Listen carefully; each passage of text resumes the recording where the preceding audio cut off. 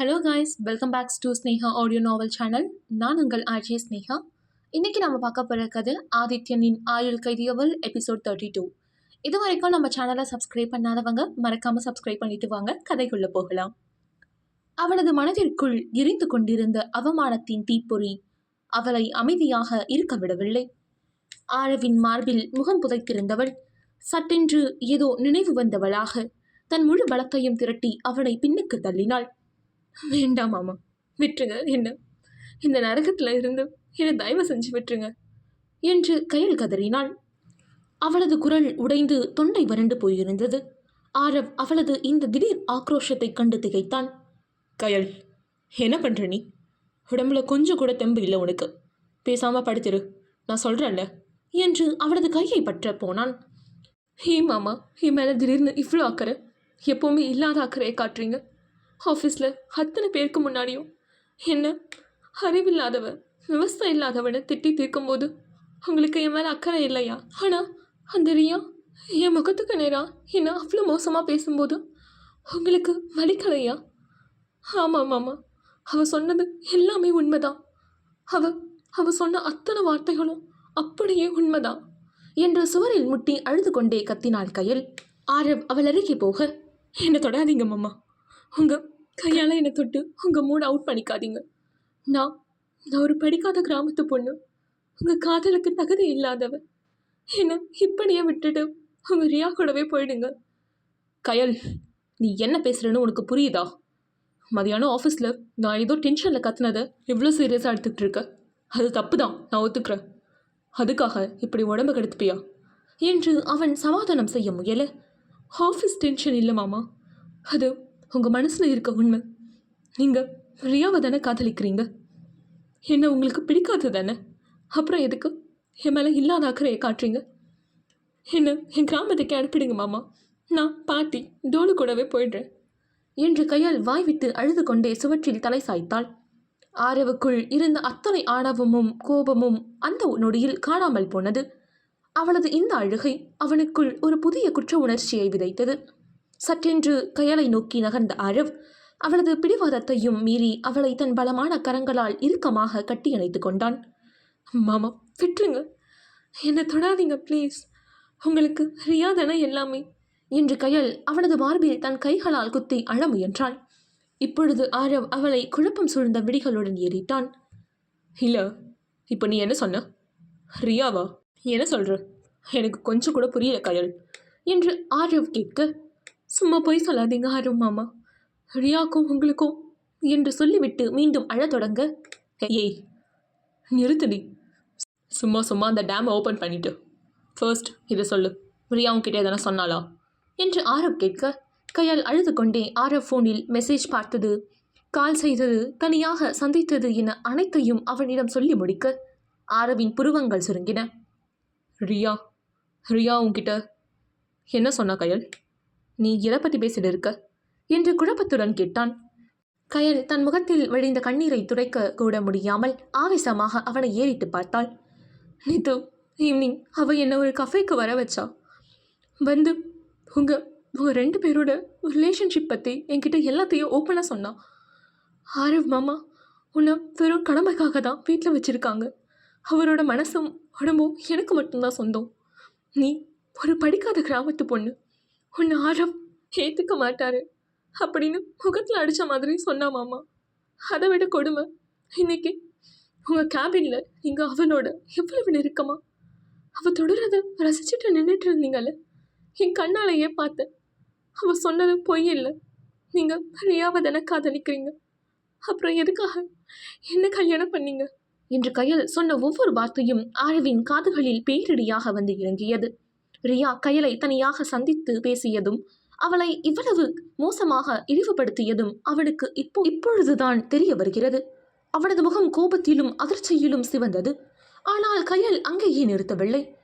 நான் ஒரு பைத்தியக்காரி ஆரவ் மாமா, இந்த உலகத்திலேயே என்ன மாதிரி ஒரு முட்டாள் யாருமே இருக்க மாட்டாங்க. உங்களை ஒரு முறை கூட நேரில் பார்க்காத அந்த வயசுல இருந்தேன். உங்கள் ஃபோட்டோவை மட்டும் பார்த்துட்டு நீங்கள் தான் என் உலகம், நீங்கள் தான் எல்லாமே இன்னும் பைத்தியம் மாதிரி காதலிச்சேன்ல. எனக்கு இதுவும் வேணும், இன்னமும் வேணும். கிராமத்தில் எப்போ திருவிழாக்கு போனால் கூட என் ஆர்வம் மாமாவுக்கு இது பிடிக்குமா அப்படின்னு யோசிப்பேன். காலேஜில் மற்ற பொண்ணுங்க எல்லாரும் மற்றவங்க கிட்ட பேசிகிட்டு இருக்கும்போது கூட என் மாமா எனக்காக சென்னையில் இருக்காரு, அவர் என்னை வந்து கூட்டிகிட்டு போவாருன்னு பெருமையாக பேசிட்டு தெரிஞ்சேன். இப்போது அதெல்லாம் நினச்சி பார்க்கும்போது என்னை நினச்சி எனக்கே அவமானமாக இருக்காரு மாமா என்று கயல் கதறினாள். கயல், நிறுத்து கயல் என்று ஆரவ் தழுதழுத்த குரலில் அவளை தடுக்க முயன்றான். ஏன் நிறுத்தணும் மாமா? நான் பட்ட அவமானம் பத்தாதா? உங்கள் பாட்டிக்கு நான் பண்ணி கொடுத்த சத்தியத்துக்காக, உங்கள் குடும்பம் ஒன்றா சேரணுன்ற ஒரே காரணத்துக்காக என் வாழ்க்கையையே உங்ககிட்ட ஒப்படைச்சேன். ஆனால் நீங்கள் என்ன பண்ணீங்க? கல்யாணமான முதல் நாளில் இருந்தே இன்னும் ஒரு வேற்று கிரகவாசி மாதிரி தள்ளி வச்சிங்க. இன்றைக்கி ஆஃபீஸில் உங்கள் ரியா முன்னாடியும் உங்கள் ஸ்டாஃப் முன்னாடியும் என்னை நடத்தின விதம் நடுத்தரவில் நிற்க வச்சு அசிங்கப்படுத்துனீங்களே. எனக்கு உங்களோட இந்த ஆடம்பர வீடும் வேண்டாம், நீங்களும் வேண்டாம். என்ன என் கிராமத்துக்கே அனுப்பிடுங்க. நான் என் பாட்டி கூடவே போயிடுறேன். அங்கேயாவது எனக்கு இந்த அவமானமோ நரகமோ இல்லாமல் நிம்மதியாக இருப்பேன் என்று மூச்சு திணற திணற அழுது கொண்டே பேசி முடித்து தரையில் அப்படியே சரிந்தாள் கயல். ஆரவ் அந்த இடத்திலேயே சிலையாக உறைஞ்சு நின்றான். அவனது இதயம் அப்படியே ஸ்தம்பித்தது போல இருந்தது. கயல் தன்னை சிறு வயதிலிருந்தே காதலித்தாள் என்ற உண்மை அவனை மொத்தமாக உலுக்கியது. நான் அவளை ஒரு படிக்காத கிராமத்து பொண்ணுன்னு அலட்சியப்படுத்திட்டேன். ஒரு மிஷின் மாதிரி அவகிட்ட கடமைக்கு மட்டும் நடந்துக்கிட்டேன். ஆனால் அவ என்னை நேரில் பார்க்குறதுக்கு முன்னாடி இருந்தே எனக்காக மட்டும் வாழ்ந்திருக்கா. அவளோட இந்த தூய்மையான காதலுக்கு முன்னாடி நான் எவ்வளோ பெரிய துரோகியாக நிற்கிறேன் என்று ஆரவுக்குள் குற்ற உணர்ச்சி தலை தூக்கியது. அவனது ஆணவமும் திமிரும் கயலின் கண்ணீரில் அடித்து செல்லப்பட்டு அங்கே வெறும் தவிப்பு மட்டுமே எஞ்சி இருந்தது. அதே சமயம் ரியா தன் பின்னால் இவ்வளவு பெரிய சதியை செய்திருக்கிறாள் என்பதையும் அவளது தூண்டுதலால் தான் இன்று மதியம் கயலிடம் அப்படி ஆத்திரப்பட்டு கத்தினோம் என்பதையும் நினைக்கும் போது அவனுக்கு ரியாவின் மீது அளவு கடந்த ஆத்திரமும் கோபமும் வந்தது. தரையில் அழுது அழுது சோர்ந்து காய்ச்சலின் தாக்கத்தில் மயக்க நிலைக்கு சென்று கொண்டிருந்த கயலை பார்த்ததும் ஆரவின் நெஞ்சம் பதறியது. இனி அவளை விட்டு விலகி இருக்க அவனால் முடியவில்லை. விறுவிறுவென்று அவள் அருகே சென்றவன் அவளது பிடிவாதமான கைகளை தன் வலுவான கரங்களால் அடக்கி அவளை அப்படியே அள்ளி தன் மார்போடு இறுக்கமாக அணைத்து கொண்டான். அவளது கொதிக்கும் கன்னங்கள் அவளது கழுத்தில் பட அவளது கண்ணீர் அவளது சட்டையை நனைத்தது. மாமா விடுங்க, எனக்கு உங்கள் அணைப்பு வேண்டாம் என்று கயல் பலவீனமாக முணுமுணுத்தாள். மாட்டேன் கயல், உன்னை இனிமே என்னால் விட முடியாது. நீ என்னை எவ்வளவு வேணாலும் திட்டிக்கோ, அடிச்சுக்கோ.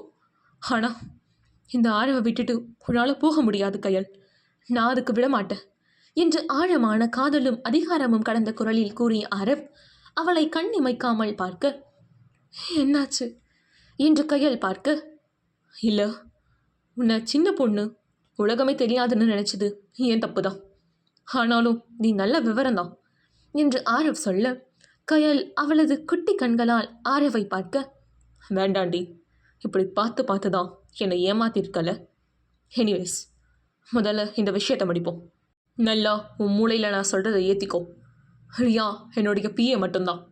அவள் என்கிட்ட 6 வருஷமாக ஒர்க் பண்ணிகிட்டு இருக்கா. வெளியே எங்கன்னா பார்ட்டி மீட்டிங்ஸ் போனால் ஃபோட்டோஸ் எடுக்கிறதுலாம் சாதாரண விஷயம் கயல். அவள் கூட தனியாக நான் எந்த ஃபோட்டோவும் இது வரைக்கும் எடுத்ததே கிடையாது. மேபி வேறு எதனா ஃபோட்டோவை எடிட் பண்ணி உன்கிட்ட காட்டி கூட இருக்கலாம் என்று ஆரவ் சொல்ல, ஓ அப்போ எதுக்கு இன்னைக்கு அவளுக்காக என்னை எல்லாம் முன்னாடியே திட்டினீங்க? அப்புறம் எப்போ பார்த்தாலும் என்னை அவாய்ட் பண்ணுறீங்க. நேற்று என் கைப்பட்டதும் அப்படி குத்துனீங்க. ஆனால் இன்னைக்கு ரியா உங்கள் தோள் மேலே கை வச்சுட்டு பேசிட்டு இருந்தா. ஆனால் நீங்கள் எதுவுமே சொல்லலை. என்னை உங்களுக்கு பிடிக்காது தானே? நான் உங்களையே எப்பவும் நினச்சிட்டு இருக்கேன். இனி எதுவும் வேண்டாம். என் காதலுக்கு நீங்கள் தகுதியே இல்லை ஆரவ். நான் டோலு கிட்ட போகிறேன், அவன் மட்டும்தான் என்னை புரிஞ்சுப்பான் என்று கயல் பேசிக்கொண்டே சொல்ல, அதுவரை அமைதியாக இருந்த ஆரவ் டோலு என்ற பெயரை கேட்டதும் தன்னை மறந்து கத்த தொடங்கினான். என்ன நினச்சிட்டு இருக்க உன் மனசில்? நான் இவ்வளோ சொல்கிறேன், திருப்பி ரியா கூட என்னை வச்சு பேசிகிட்டு இருக்க. எவ்வளோ ப்ராப்ளம் நான் ஃபேஸ் பண்ணிட்டு இருக்கேன்னு உனக்கு தெரியுமா கயல்? அன்னைக்கு பீச்சில் இருந்து வரமாட்டேன்னு சொன்னியே. என்னோடய 200 கோடி ப்ராஜெக்ட் மொத்தமாக கருகி போச்சு. ஆனால் உனக்கு எதை பற்றியும் கவலை கிடையாது இல்லையா? அதில் இருந்து நான் இன்னும் வெளியே வரவே இல்லை கயல். எவ்வளோ ப்ராப்ளம் தெரியுமா இன்சூரன்ஸ் கிளைம் பண்ண முடியாமல். ஆனால் நீ எப்போ பாரு உன்னை பற்றி மட்டும் யோசிக்கிற கையல். அன்னைக்கு ஏதோ ஒரு டென்ஷனில் உன் கையை தட்டி விட்டு இருப்பேன். இன்னைக்கு மீட்டிங் டென்ஷனில் ரியா கையை கவனிக்காமல் இருந்திருக்கலாம் கையல். இதையெல்லாம் ஒரு விஷயம்னு சொல்லிட்டு பேசிகிட்டு இருக்க. அப்புறம் உன் காதலுக்கு நான் தகுதி இல்லையா? Mind your words Kayal. And one more thing, இன்னொரு வாட்டி டோலுன்னு யாரை பற்றியாச்சும் பேசுன அவ்வளவுதான். உன்னை யாருக்கும் இந்த ஆரம் விட்டு கொடுக்க மாட்டான்.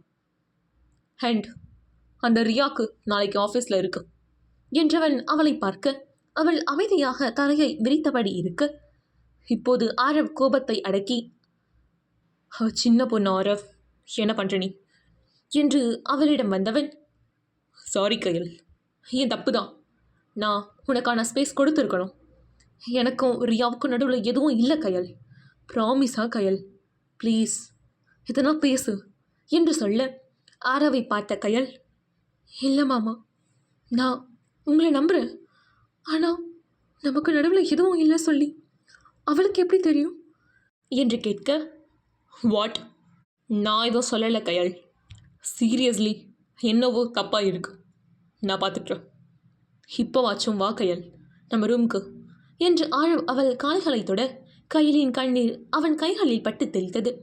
ஆரவுக்கு குற்ற உணர்ச்சியாக இருந்தாலும், கையல், இந்த ஒரு வாட்டி என்னை நம்பு ப்ளீஸ். என் மேலே நீ வச்சிருக்க காதல் நிஜம்தானே? அப்போது எனக்கு ஒரே ஒரு வாய்ப்பு கொடு என்று சொல்ல, இனி இந்த மாதிரி எதுவும் என்று கையல் பார்க்க, என் மேலே உள்ள காதல் நிஜம்தானே? அப்போ எனக்கு ஒரு வாட்டி சான்ஸ் கொடு கையல்.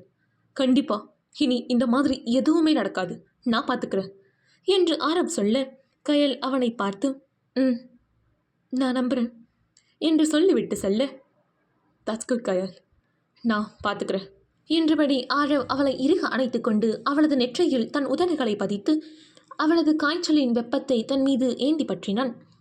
இனிமே இந்த வீட்டை விட்டு போகிறத பற்றி பேசினேன், அவ்வளவுதான் கையல். எல்லாத்தையும் நான் நாளைக்கு ஆஃபீஸில் வச்சு பேசிக்கிறேன். இப்போ அமைதியாக இரு என்று அதிகார குரலில் கூறினாலும் அவனது அணைப்பில் ஒரு புதிய காதலும் பாதுகாப்பும் இருந்தது. கையல் அவனது அந்த இறுக்கமான அணைப்பில் தன் அத்தனை வேதனைகளையும் மறந்து அவனது மார்பிலேயே மெல்ல கண் அயரத் தொடங்கினாள். இனி என்ன நடக்கும் தெரிஞ்சுக்கணுன்னா மறக்காமல் ஸ்னேகா ஆடியோ நாவல் சேனலை சப்ஸ்கிரைப் பண்ணி எனக்கு சப்போர்ட் பண்ணுங்கள். உங்களுடைய கருத்துக்களை கமெண்ட் பாக்ஸில் பதிவு பண்ணுங்கள். இந்த எபிசோட் பிடிச்சிருந்தா லைக் பண்ணுங்கள் அண்ட் ஷேர் பண்ணுங்கள். நன்றி.